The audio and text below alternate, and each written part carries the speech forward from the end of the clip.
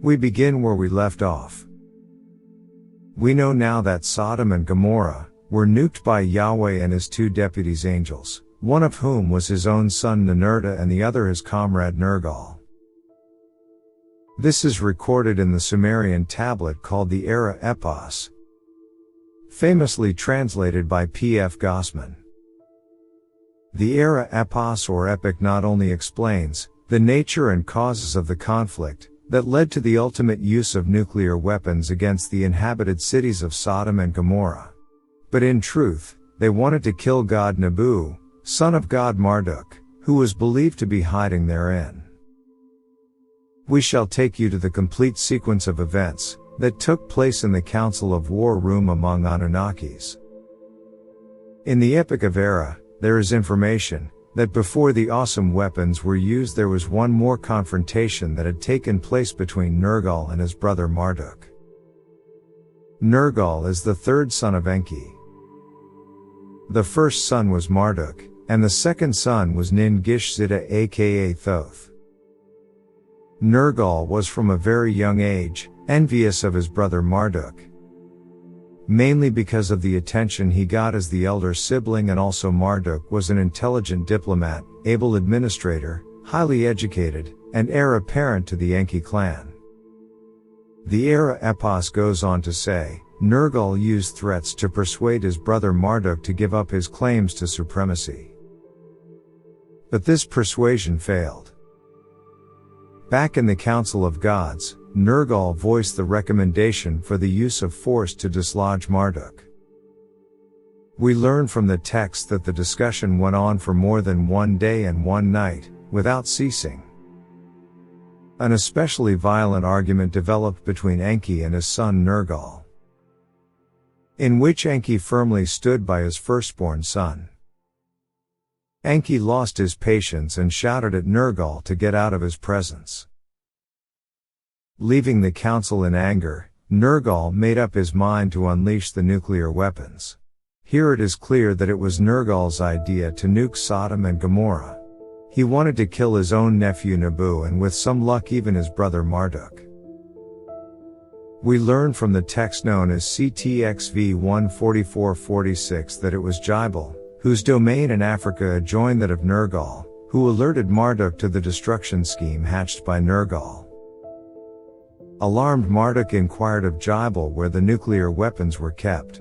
To which he answered, "Those 7, in the mountain they abide. In a cavity inside the earth, they dwell. From this place with brilliance, they will rush forth. From earth to heaven, clad with terror." "But where is this place?" Marduk asked Jibal, to which he answered, "Even the wise gods, to them it is unknown." Now Marduk rushed to his father Enki with the frightening report. To his father Enki's house, he, Marduk, entered.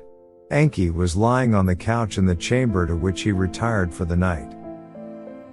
"My father," Marduk said, "Jibal this word hath spoken to me, of coming of the 7 weapons he has found out."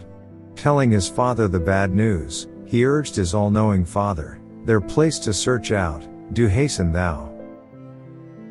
Soon the gods were in the council room. For even Enki knew not the exact hiding place of the ultimate weapons. To his surprise, not all the other gods were shocked as he was. Enki spoke out strongly against the idea, urging steps to stop Nergal for the use of weapons. Nannar-Sin and his son Utu wavered. But Enlil and his son Ninurta were for decisive action. So the entire council was in disarray. The decision was left to King Anu of Nibiru. Please, listen carefully to the following words. Enki was totally against the use of nuclear weapons. It was Nergal's idea to use nuclear weapons on his own nephew and elder brother. Enlil's son Ninurta was equally culpable in this crime as Nergal. Enlil aka Yahweh gave his decisive judgment to use nuclear weapons on innocent civilians and to kill his own brother's son, his nephew Marduk and his own grandnephew Nabu, the great King Anu of planet Nibiru. whom we call the Father in our prayers, gave his consent for the use of nuclear weapons to kill his own grandchildren and innocent humans. Such is the extent of enmity that runs among the family members of these egoistic Anunnaki, whom we pray to and worship as our gods. Now the events that followed, after the judgment that was passed by the council, led by Enlil, for use of nuclear weapons. At first, Nergal balked at the very idea of forewarning anyone. And the ancient text goes to some length to relate the tough words exchanged between the two gods Nergal and Ninurta. Nergal then agreed to give advance warning to the Anunnaki and Agigi, who man the space facility in El Paran, but not to Marduk and his son Nabu. After staring at and studying these texts for a considerable amount of time, our minds became numb.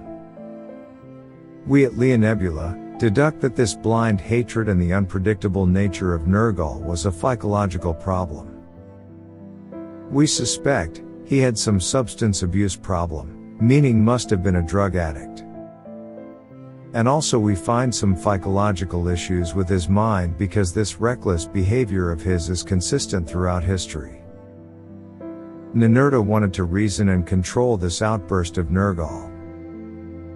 It was then that Ninurta attempted to dissuade Nergal from indiscriminate annihilation. He said, "Valiant Era, will you the righteous destroy with the unrighteous? Will you destroy those who have against you sinned, together with those who against you have not sinned?" Employing flattery, threats, and logic, the two gods argued back and forth on the extent of the destruction. More than Ninurta.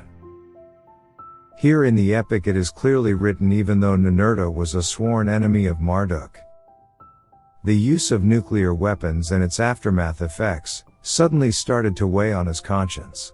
His intuition was right.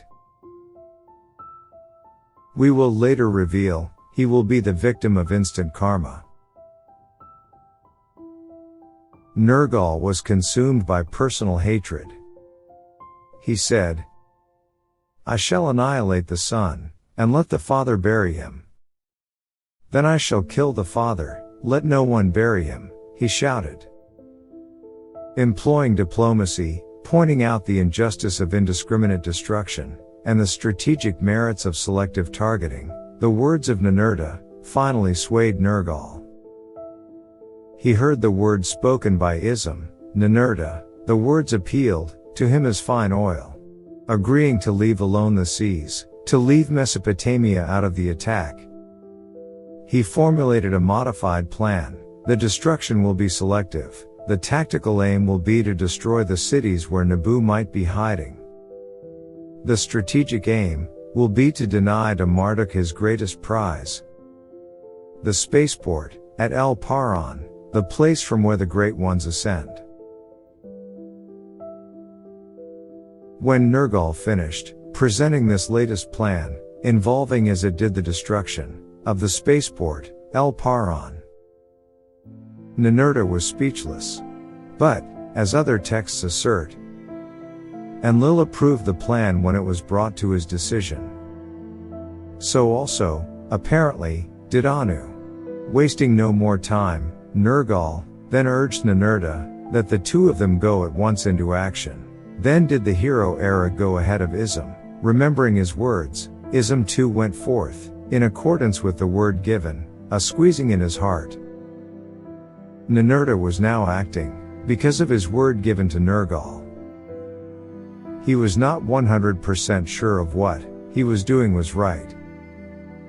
He knew this one event will malign his reputation for eternity. He was right. Their first target was the spaceport, El Paran. Its command complex hidden in the Mount Most Supreme. Its landing field spread in the adjoining Great Plain. Ism to Mount Most Supreme set his course. The awesome 7 weapons, without parallel, trailed behind him. At the Mount Most Supreme the hero arrived. he raised his hand, the mount was smashed.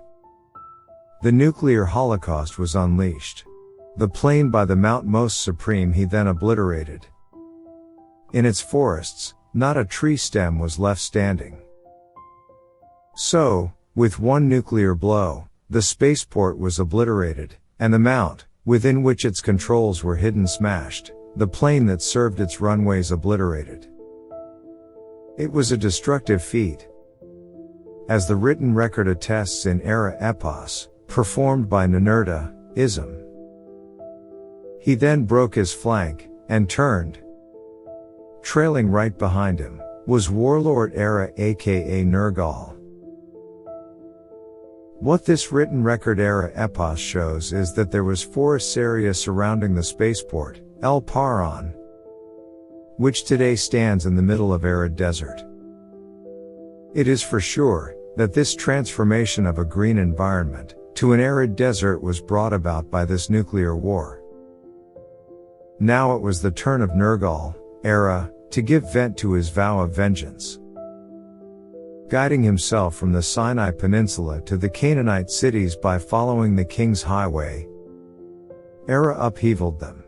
The words employed by the Era epic are almost identical to those used in the biblical tale of Sodom and Gommorah. Then, emulating ism, Era the King's Highway followed. The cities he finished off. To desolation, he overturned them. In the mountains he caused starvation, their animals he made perish. The verses that follow may well describe the creation of the new southern portion of the Dead Sea, by breaking through its southern shoreline, and the elimination of all marine life therein. He dug through the sea, its wholeness he divided. That which lives in it, he made wither. As with fire, he scorched the animals, banned its grains to become as dust. The Era epic thus encompasses all the three aspects of the nuclear event: the obliteration of the spaceport in the Sinai, the overturning, upheavaling in the Bible, of the cities of the Jordan Plain, and the breach in the Dead Sea resulting in its extension southward. This event is also written in the Keoter texts, which identifies the two gods or angels, by their epithets, Ninurta and Nergal. And also Yahweh. It is written, Enlil, who sat enthroned in loftiness, was consumed with anger. The devastators again suggested evil. He who scorches with fire, ism/Ninurta. And he of the evil wind, Era/Nergal. Together performed their evil. The two made the gods flee, made them flee the scorching. What it says here is that these three gods gave warning only to their tribe of Anunnakis, who were dwelling and working in that region. They forewarned them about the attack and told them a specific time by which they had to evacuate that area. This attack was kept a top secret and no humans or the giants, Nephilim, were given any warning, or saw it coming. Greater than let us stop here for a second. Do you remember a similar instance in past history? We will give you a hint, Enlil and floods. If you got it, then you know your books. Enlil did the same thing before the floods. He saved the Anunnaki and kept the coming of floods secret from humans, so that they may perish. We have always maintained, Enlil was never found of humans. He always considered them an abomination, a burden from which he wants to relieve himself, but never hesitate to take their help and use them as dispensable subjects. So much for our God Yahweh. He waits for us in heaven.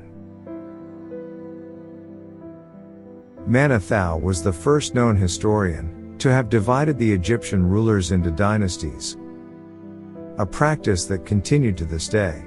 His king list, names, lengths of reign, order of succession, and some other pertinent information, has been mainly preserved through the writings of Julius Africanus and Eusebius of Caesarea, in the 3rd and 4th centuries AD. These and other versions based on Manetho agree that he listed as the first ruler of the first dynasty of pharaohs the king Menes in Greek, the same king that Herodotus reported, based on his own investigations in Egypt. This fact has since been confirmed by modern discoveries, such as the Tablet of Abydos, shown here, in which the pharaoh Seti I, accompanied by his son, Ramses II, listed the names of 75 of his predecessors. The first one to be named is Mena. If Herodotus was correct in regard to the dynasties of Egyptian pharaohs, could he also have been right in regard to a preceding time when Egypt had gods for its rulers? Manetho, whose name meant, gift of Thoth, we find, had agreed with Herodotus also on that matter. The dynasties of the pharaohs, he wrote, were preceded by 4 other dynasties.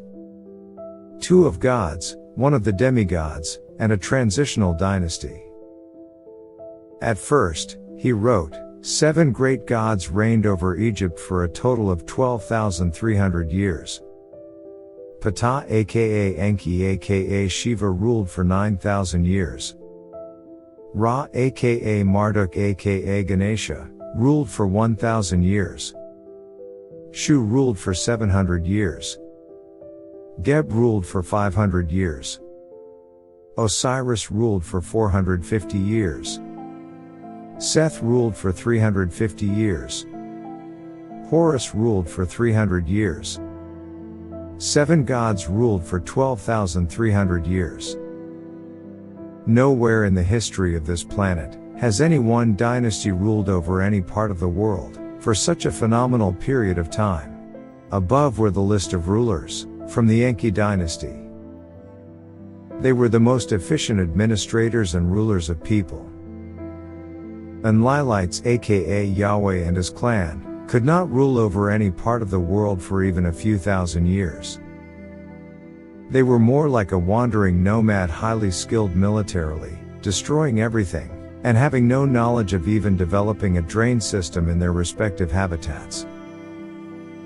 In fact, it is written in Sumerian tablets that Enlil, aka Yahweh, pleaded with his father King Anu, for Enki Shiva to share details of how to develop his own city and human civilization. After the nuclear war, the Space Command Center was shifted from El Paran to Yerushalayim, or today's Jerusalem. But the fact remained, that even this center will one day be attacked by the Enkiites.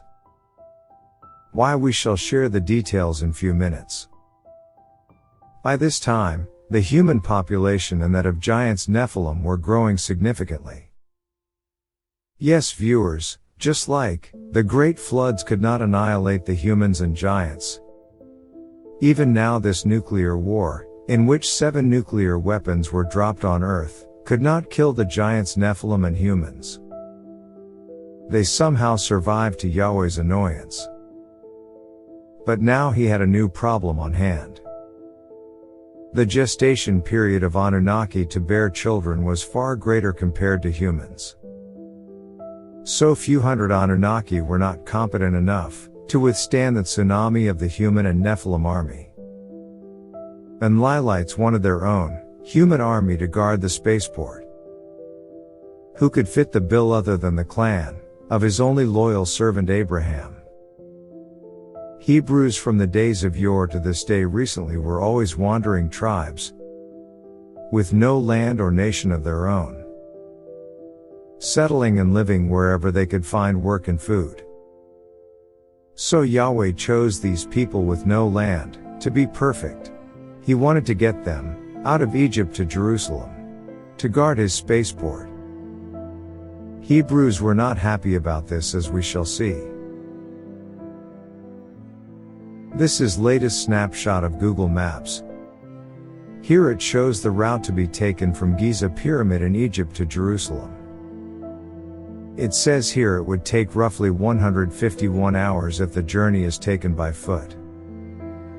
Then why, you must have some time in life asked, did the Jews take 40 years to cross this stretch, Why did they go round and round in this arid desert? Though one of the reasons is given in the Bible. We fear there was more to it than what was selectively edited and reported by the Anunnaki press of foreign relations.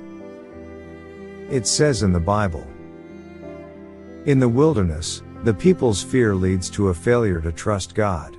As a result, they rebel against God's plan for them to enter the land He promised to Abraham, Isaac, and Jacob." Deuteronomy 1:7-8. This we deduce, as when the Jews were living in Egypt, they must have heard some news or rumors of what happened to people of Sodom and Gommorah, and who did it. Then, according to the book of Numbers, God asks Moses to send out spies to survey the land He is giving to the Israelites, and Moses obeys. Numbers 13:1-3. They returned and told Moses that the inhabitants of that land were huge in stature, and their cities were well fortified. Their strength was uncomparable to anything they have seen, and they themselves looked like grasshoppers in front of them. Here again Yahweh says to Moses the spies lied, and cursed them to death. All the 10 spies except Joshua and Caleb were struck down by plague and died. Because of this disobedience, the Israelites living at the time are barred from entering the promised land. Not one of these, not one of this evil generation, shall see the good land that I swore to give to your ancestors. Deuteronomy 1:35. Then, Moses too is punished for his lack of faith, which underlines his disobedience. Because you did not trust in me, to show my holiness before the eyes of the Israelites, says God, therefore you shall not bring this assembly into the land that I have given them. Numbers 20:12. Moses was caught between people who lacked faith in Yahweh and God Yahweh Himself. The people must have known such magic tricks of Yahweh, so he decided to keep both satisfied. He stuck water for people, and did not mention Yahweh's name, of which people were tired of listening to for 40 years. And also said to Yahweh that he would mention his name. When Moses was thus punished, he didn't ask for to be excused. He felt relieved of this burden and asked Joshua to lead the people into the promised land. It is quite evident to us, what was Yahweh's plan. He wanted the entire 1 or 2 elder generations of Jews in the group that left Egypt to die, so that the memory of Sodom and Gomorrah which the elders held would die with them. Let us again stop here for a second. Does this plan look familiar? We will give you a hint. Enlil, the god of Echor and Abraham. If you have seen our previous episode, then you know that is exactly what Enlil aka Yahweh did to the tribe of Abraham, who later became Jews, when they left city Echor. Enlil was conspicuously absent for a long period of time, and suddenly came and introduced himself with a different name to Abraham as Yahweh. By now even Abraham didn't know the true identity of Enlil, because all of his ancestors were dead and gone. No one knew anything about Enlil, who was the true God of his ancestors. A lie told long enough or told to a new person, becomes the truth. This we think is Anunnaki's primary play card. Human lifespan is only measured in minutes compared to the lifespan of an Anunnaki. So what humans know can be edited and altered every successive generation. All this is going well, but what about giants and Jerusalem, you must be asking. The very objective of nuclear war was to kill God Marduk and his son Nabu. But both escaped unscathed. Just like them, their followers, the giants and humans too, escaped the cataclysm. They not only escaped, they flourished. In the book of Ugarit Ras Shamra, by noted biblical scholar Adrian Curtis, there were 3 types of giants or Nephilim. One was the Rephaim, of earth called Aphians, who were elite charioteers. 2. There were Akim Kudim or royal ancestors, who were pre-diluvial giants, the Nephilim. 3. There were the Epimelnim, or the heavenly Rephaim. These are presumably the Anunnaki, who were stationed on planet Mars, also called Agigi or Watchers. In 2,000 years of domination, the Rephaim were indigenous to the land of Canaan. In the 3rd millennium BC, they appear in Genesis 15. When in the days of Abraham they are listed as the native people of Canaan. It is thought that it was these giants that the scouts sent by Moses saw and reported as people of big stature who lived in well-fortified cities. During the time wandering the Jewish tribe in the desert for 40 years. It is our understanding at Lia Nebula that this time was actually utilized by Anunnaki, trying to eliminate giants once again. So as long as the war went on between giants and Anunnaki in the land of Canaan, the Jews in the Sinai Peninsula were asked to walk in circles. The Anunnaki wanted to clear the land of the giants' occupation before the Jews were planted. You said it too loud, even though we heard it. You at Lia Nebula have crossed the line here, you have outstretched yourself. Your imagination is taking, walk off the map here. What proof do you have of such ridiculous claims? We have God Yahweh himself, as our witness, if that is sufficient in your argument. It is recorded in 2068 BC when Yahweh made a covenant with Abraham in Hebron. He catalogued the extent of boundaries that he was giving to the people of the promised land. He said as follows: to your descendants, I give this land, from the river of Egypt to the great river, the Euphrates, the land of the Kenites, Kensites, Cadmonites, Hittites, Perizzites, Rephaites, Rephaim, Amorites, Canaanites, Girgashites, and Jebusites. Genesis 15:18-21. At this time, that is at the time of Abraham, the Rephaim were listed as the major kingdoms or nations of the land. Then after some 600 years, the same God Yahweh speaks to Moses. And the Israelites were about to cross the Jordan River into Canaan. In Deuteronomy 7, when the Lord, your God, brings you into the land you are entering to possess and drives out before you many nations, the Hittites, Girgashites, Amorites, Canaanites, Perizzites, Hivites, and Jebusites, 7 nations larger and stronger than you, and when the Lord your God has delivered them over to you and you have defeated them, then you must destroy them totally. Make no treaty with them, and show them no mercy. Do not intermarry with them. Do not give your daughters to their sons or take their daughters for your sons, for they will turn your children away from following me, to serve other gods. Here we see Rephaim are conspicuous in their absence. And further Yahweh says the rest have been defeated, and few who are left must be not shown mercy or interacted with. So the few giants Rephaim still survived and escaped. It also clearly states that were other gods, other than Yahweh at that time. Who do you think the other gods were? We deduce it should have been the Enkiites. God Marduk and Nabu.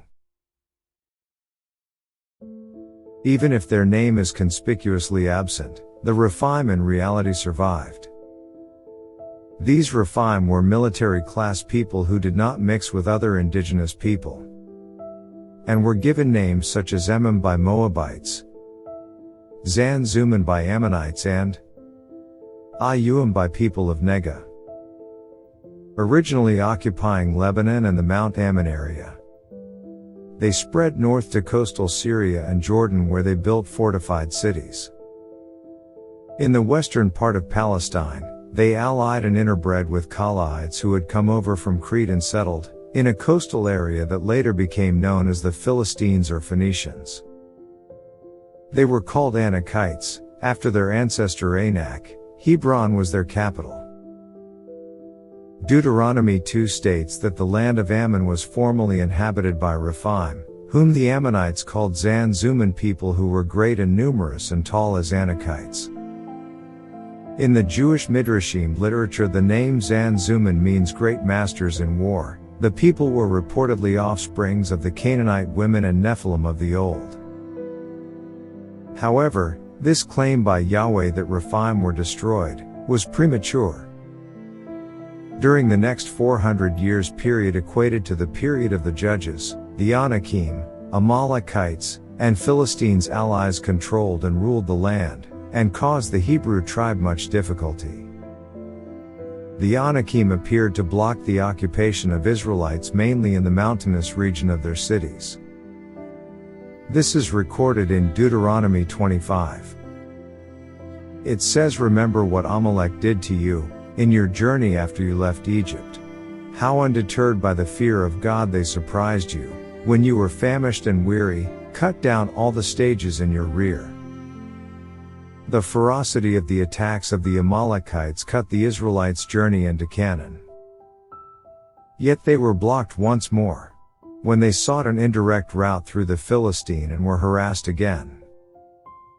This clearly gives us one of the other reasons why Israelites roamed the wilderness for 40 years unable to cross Canaan into the so-called Promised Land.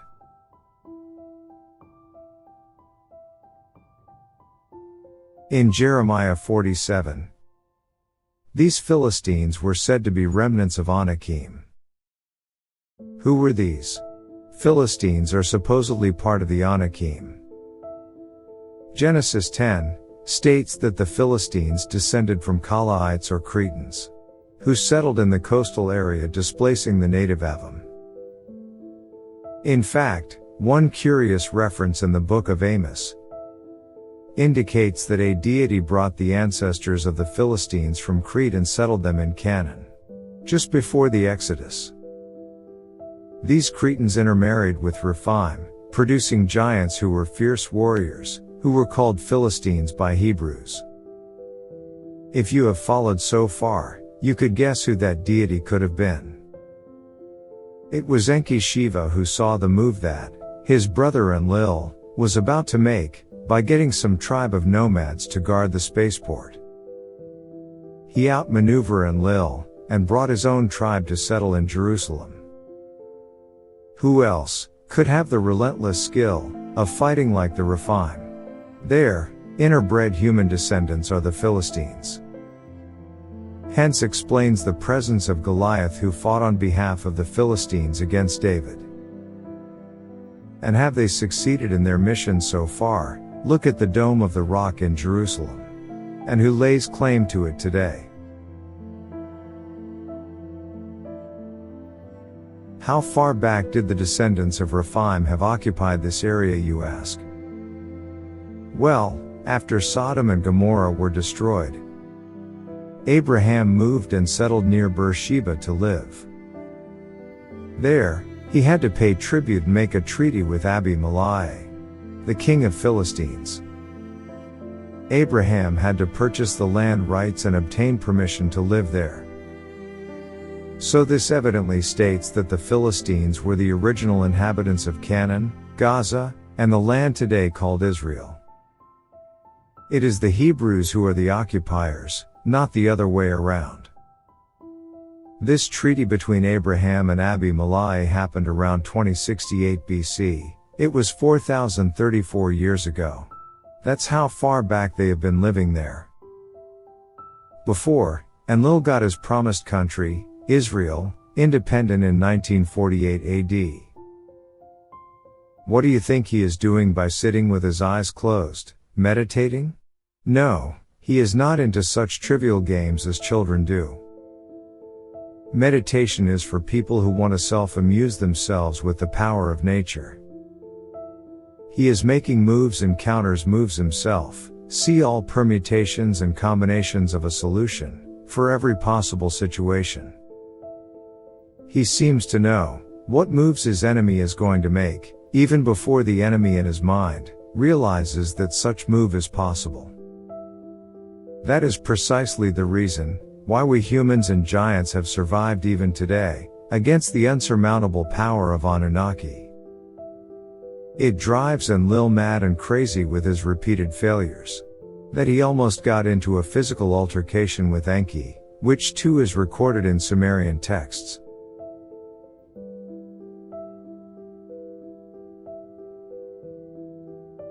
So where are the giants today, you ask? Did they all die? What happened to them? Our guess is, if the biblical floods that destroyed everything that once was on the entire earth couldn't kill them. If the nuclear weapons, not 1 but 7 which were directly dropped on their cities, couldn't kill them all. And if Yahweh claims in Exodus 17, God said, I will utterly blot out the memory of Amalek from under the heaven. Even after 400 years of Hebrews being attacked by Amalekites after the Exodus. Our answer with certainty is, yes. They still live right underneath our feet. They have their cities underground. They have been asked to stay there, until the appropriate time by their gods. Where they are safe and have enough to eat, with vegetation and animals as their food, unlike anything we have ever seen on the surface of Earth. But documented by some humans, who have accidentally ventured into their realms by mistake. Who have recorded intricate details of what they saw and how these giants interacted with them. That's a story for another time. But as of now their descendants are carrying out the war that they have fought for thousands of years.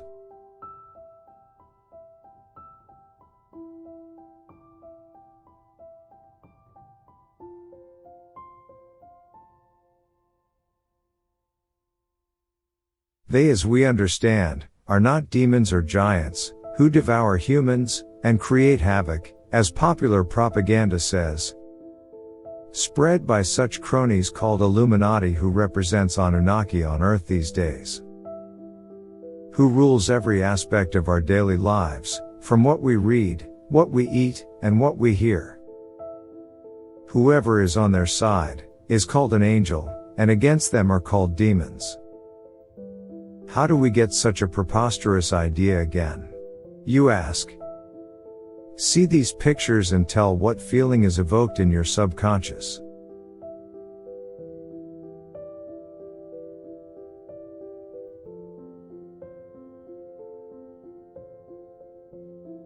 The sight of giants brings us a feeling of festive joy in our hearts. It is embedded deep in our DNA memory. They were part of our society, and our celebrations. They were our friends once, they fought for us and beside us. They were the real brave ones, who stood against these manipulative beings, to protect us. From the evil that would one day eventually, engulf us in form of religion.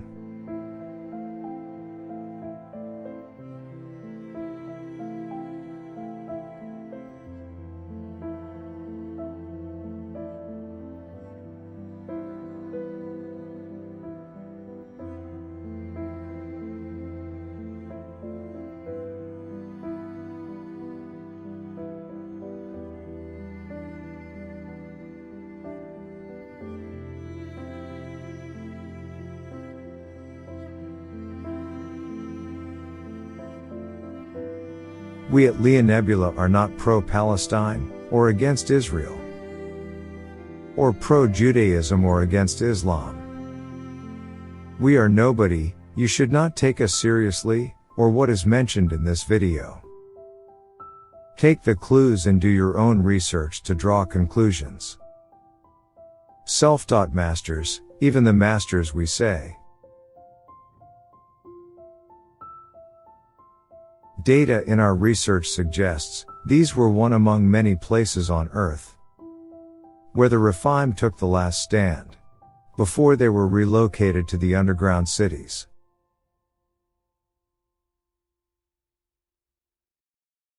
Ugarit.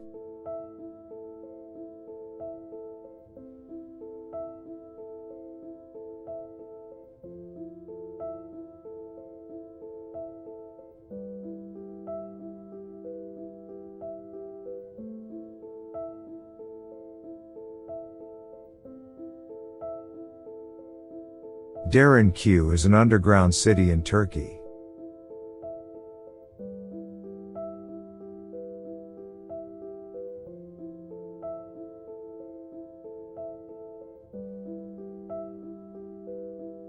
Last to fall was the garrison of their Rephaim gods or their demigods.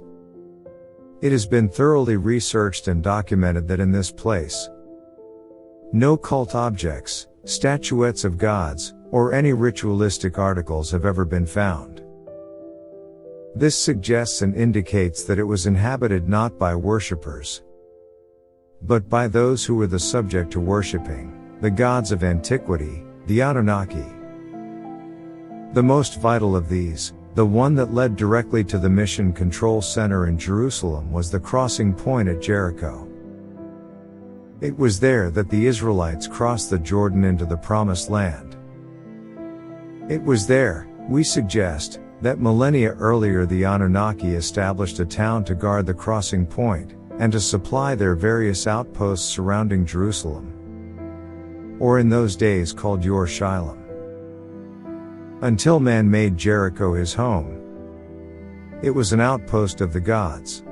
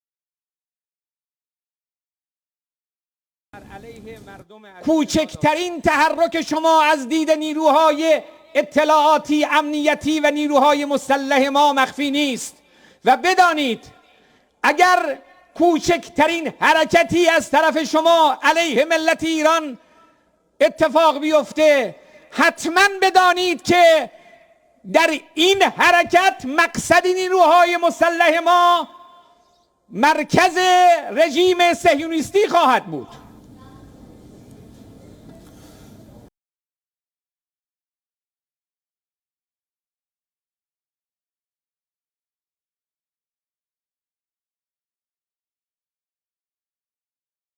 George Bush is a war criminal, but it's very rare that anyone actually confronts him about that fact or confronts him about the fact that he started a preemptive war in Iraq that led to civilians dying, of course, and US soldiers dying.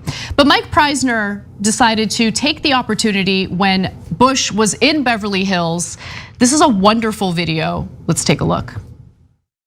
Mr. Bush, when are you going to apologize for the million Iraqis that are dead because you lied? You lied about weapons of mass destruction. You lied about connections to 9/11. You lied about Iraq being a threat. You sent me to Iraq. You sent me to Iraq in 2003. My friends are dead. Joshua Castile. You killed people. You lied. You lied about WMD. A million Iraqis are dead because you lied. My friends are dead because